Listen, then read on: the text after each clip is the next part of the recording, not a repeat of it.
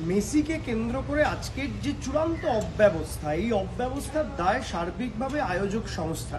যে আয়োজক সংস্থা আজকে এটার আয়োজন করেছিল তাদের এই অব্যবস্থার দায় নিতে হবে। এর সঙ্গে রাজ্য সরকারের কোনো সম্পর্ক নেই, এর সঙ্গে তৃণমূল কংগ্রেসের কোনো সম্পর্ক নেই।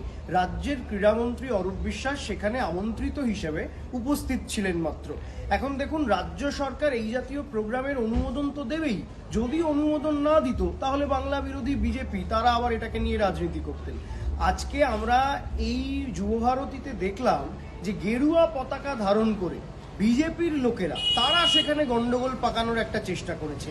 দেখুন, বিজেপির স্বভাবই হচ্ছে জায়গায় জায়গায় গন্ডগোল করো। নবান্ন অভিযানের সময় আমরা দেখেছি এরা দুষ্কৃতীদের নিয়ে ঘোরে, বিভিন্ন জায়গায় লোক খেপিয়ে গন্ডগোল তৈরি করে সারা দেশে বাংলার বদনাম করো। সেই বদনাম করবার জন্য বিজেপির একটা ষড়যন্ত্র এর মধ্যে রয়েছে।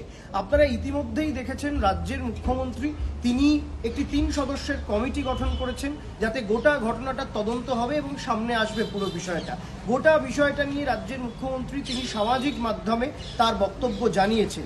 কিন্তু আমরা বারবার বলছি যে বিজেপি গেরুয়া পতাকা নিয়ে মেসির ফ্যানেরা কি করছিল? যারা মেসির ফ্যান, কেউ মেসির ছবি হাতে নিয়ে যেতে পারে, কেউ মেসির জার্সি হাতে নিয়ে যেতে পারে, জার্সি পরে যেতে পারে, কিন্তু গেরুয়া পতাকা নিয়ে যুবভারতী স্টেডিয়ামের ভেতরে অশান্তি পাকানোর চক্রান্ত সেটা কিন্তু এই বাংলা বিরোধী বিজেপিরাই করেছে। আজকের এরকম একটা দিনে এই বিষয়টা নিয়ে রাজনীতিকরণ করে আসলে বাংলার বদনাম করতে চাইছে বিজেপি। এটা থেকে আবার পরিষ্কার হয়ে যায় বিজেপি আদ্যপান্ত একটি বাংলা বিরোধী দল।